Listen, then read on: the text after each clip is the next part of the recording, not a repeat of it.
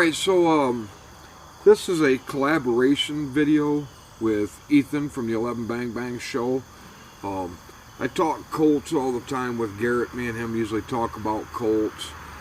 I usually give Ethan a hard time about Smith & Wesson Schofields. But me and Ethan were talking and realized we both really have a love for the AK-47 or AK-47 variant type rifles. This is a Romanian AK that I picked up years and years ago. It was a kit that I put together, and on the front of it here I have the AMD 65 muzzle brake, which is a very, very good muzzle brake, but it's ungodly loud. And I have the AMD 65 stock on the back of this. This did have the Donger front wood on it. Me personally, I don't like Dongers. I don't swing that way. Some people like them. Hey, that's on you. I don't judge. But that's just a bare bones, basic, AK. I like the folding stock. A lot of people don't like these. I really like these AMD 65 stocks. But other than that, it's just a bare bones, basic AK.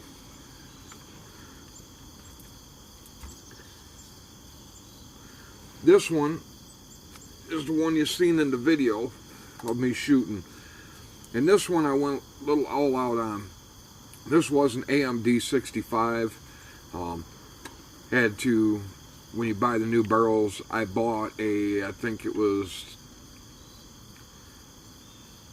turned the barrel down to 13.5 inches, I think is what it was, and then I added this flash hider, pinned and welded it to give this thing a 16 and just over a 1/4 inch long barrel, but still give it the short barrel look.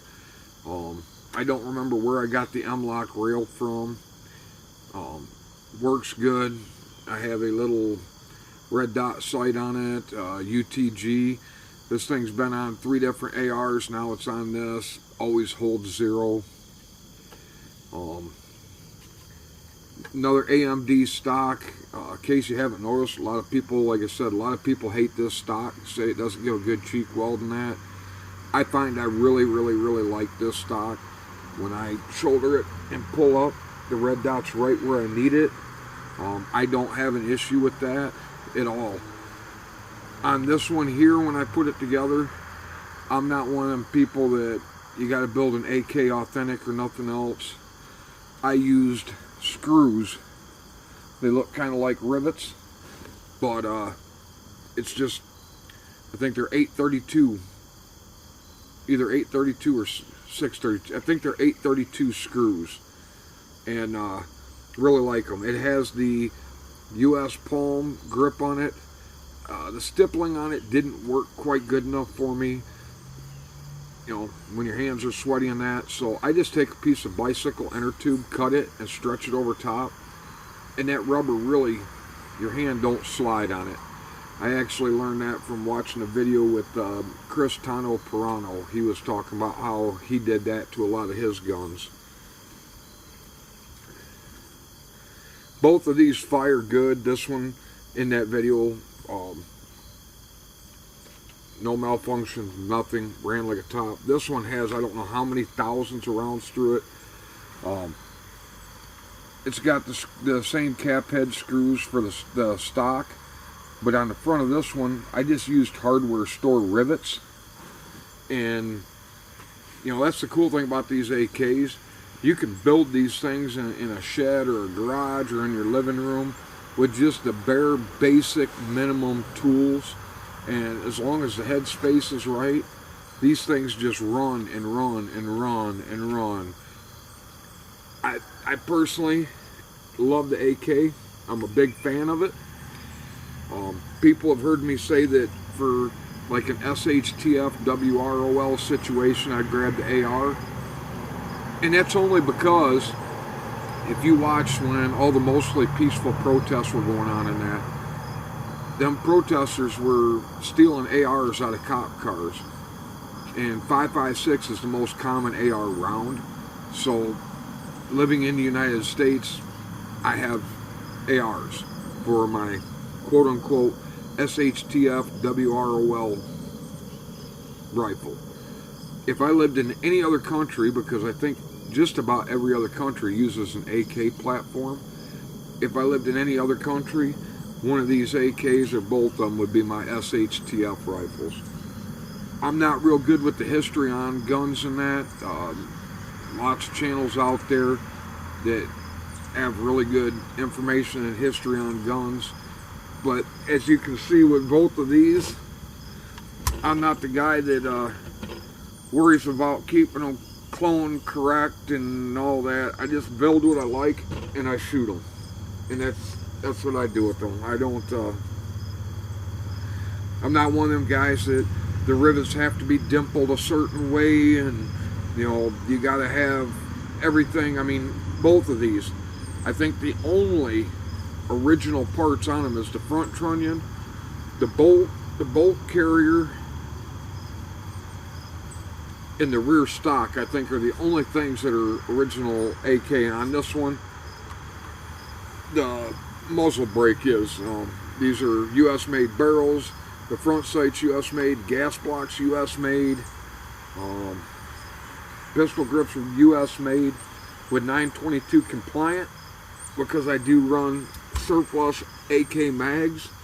If you count the mags in your 922 compliant build, then technically, if they wanted to get you, they could get you if you were running a surplus AR mag, like, or surplus AK mag, like the, you know, Russian Bakelite mags or whatever. So when I build them with as many U.S. parts as I can, so that way if I do decide to use surplus mags or whatever, they're still compliant.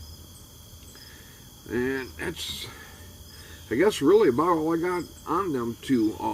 I don't know who makes the grip on this.